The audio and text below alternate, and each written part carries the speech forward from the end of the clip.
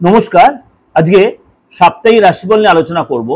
এই সপ্তাহটা কিন্তু খুব ভাইটাল, কেননা এই সপ্তাহে কিন্তু পঞ্চগ্রহী যোগ তৈরি হচ্ছে।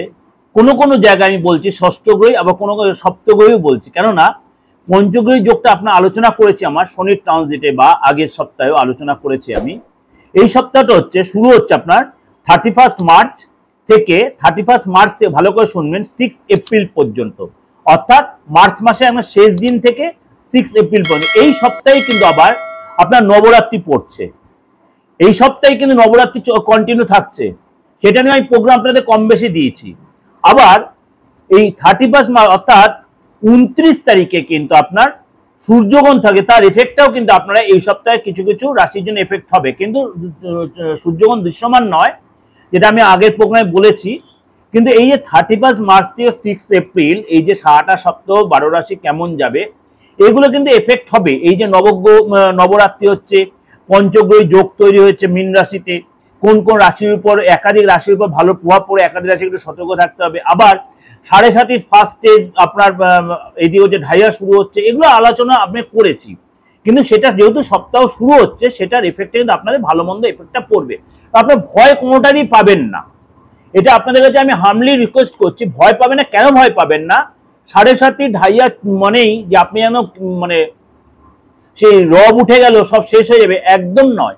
কারণ আদার্স যে 8টা গ্রহ রয়েছে, সেই 8টা গ্রহ ট্রানজিটটা কিন্তু বিশাল ভাইটাল প্রত্যেকটা রাশি লগ্নের ক্ষেত্রে, আপনার ক্ষেত্রেও সেটা প্রযোজ্য। চলুন তাহলে জেনে নি এই যে সামনের সপ্তাহ অর্থাৎ 31 মার্চ টু 6 এপ্রিল আপনার কেমন যাবে।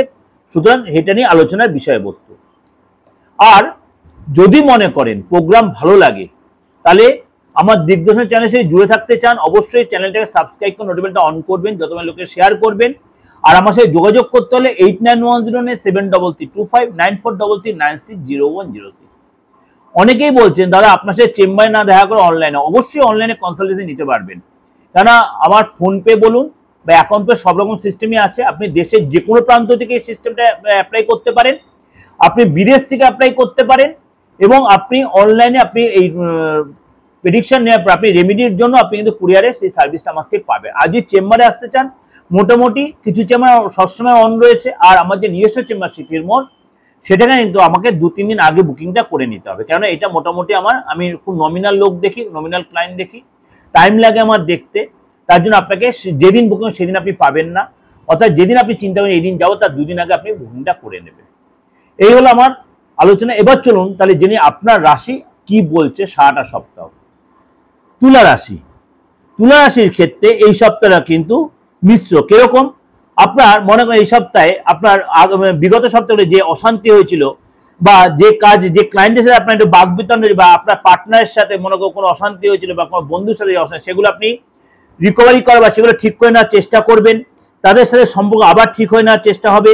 এবং আপনি যে মার্কেটে ধার দেনা করেছেন, বা আপনার কাছ থেকে যারা ধার নিয়েছে, সেইগুলো কিভাবে তুলবেন, বা আপনি যে কর্জ করেছেন সেই কর্জ কিভাবে মেটাবেন, তার প্ল্যান প্রোগ্রাম করবেন। এবং আপনার এই সপ্তাহে হয়তো কোনো কোনো ব্যাপারে কোনো করার ডিসিশন নিতে হতে পারে, কোনো ব্যাপারে হয়তো কাউকে কোনো ব্যাপারে আইনি নোটিশ ধরাতে হতে পারে, আপনি হয়তো কাউকে কোনো আইনি নোটিশ ধরাতে পারেন, কারণে কোনো আইনি স্টেপ বা কোনো এরকম কোনো কেস আপনি করতে পারেন, বা পুলিশি কেস হয়তো করতে পারেন কারোর এগেনস্টে, দীর্ঘদিন ধরে হয়তো কোনো চাপ ছিল, সেগুলো আপনি হয়তো করতে পারেন, বা কারোর সাথে কোনো অশান্তিতে আপনি জড়িয়ে পড়তে, সুসম্পর্ক আপনার নষ্ট হয়ে যেতে পারে। কিন্তু শরীর ঠিক থাকবে, কিন্তু মনটা বড় অশান্তিতে ভুগবে, মনটা শান্তির অভাব হবে, চোখে জল আসবে, ঘুম চলে যাবে আপনার, এবং আপনার বিষয়টা খিটখিটে মেজাবে, লোকে আপনাকে ভুলবে, মাথাটা বড্ড গরম হবে, প্রেশারটা আপ ডাউন করবে। সুতরাং এগুলোকে কিন্তু আপনাকে ঠান্ডা রাখে চলতে হবে। বেশি রিচ খাবার খাবেন না, হালকা খাবার খাবেন, এবং সব ব্যাপারে বেশি মাথা ঘামিয়ে ফেলবেন না। সবার ব্যাপারে আপনি উপযোগী জ্ঞান দিতে যাবেন না, কথা বলতে যাবেন না। টেনশনটা একদম দূর করার চেষ্টা হবে। দরকার হলে গান শুনবেন, ভালো প্রোগ্রাম, ভালো বই পড়বেন, এবং দরকার হলে আপনি কোনো নিজের যদি কোনো আলাদা কোনো ইচ্ছা থাকে সেগুলো মেনটেন করার চেষ্টা, বিশেষ করে গান শুনুন, কোনো থিয়েটার দেখুন, কোনো সিনেমা দেখুন, সেগুলো মেনটেন করে কিন্তু যত পারবেন সেগুলোতে নিজেকে সরিয়ে কোনো অশান্তি ঝামেলা টেনশন দিয়ে সরিয়ে রাখবেন। এবং আপনার এই সপ্তাহে আর্থিক যারা ভালো দেখা যাবে, কিন্তু মানসিক অস্থিরতা ভীষণ কিন্তু কাজ করে। আপনার বিদেশ থেকে কোনো লাভ, বিদেশি ব্যক্তির মাধ্যমে লাভ, ডলার আসা, এগুলো কিন্তু আপনার হবে। এবং আপনার এই সপ্তাহে কেনা বেচার মাধ্যমে কোনো লাভ হবে, প্রপার্টি দিয়ে কোনো লাভ হবে। আপনার কেরিয়ারে যেটা যথেষ্ট ভালো দেখা যাচ্ছে, ভালো কোনো হিতাকাঙ্ক্ষী ব্যক্তি আপনাকে উপদেশ দেবে, সেই উপদেশ আপনি নেবেন ঠিকই, কিন্তু আপনি সেই অ্যাডভাইসে ঠিক মতো কাজে লাগাবেন, সেখানে আপনি সাকসেস পাবেন। বিশেষ করে ব্যক্তির সাথে আপনার যোগাযোগ হবে, সেই আপনাকে অ্যাডভাইস দেবে, সেটা আপনার সাকসেস হবে।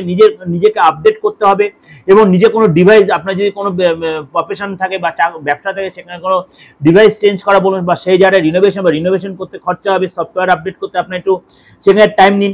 পার্টনারের সাথে আপনার কোথাও ঘুরতে যেতে পারেন, হয়তো উইকেন্ডে পার্টনারের সময়টা ভালো হয়ে যাবে, বা কলিগদের সময়টা ভালো, তাদের সাথে ঘুরতে যেতে পারেন, সেখানে সময় কাটান।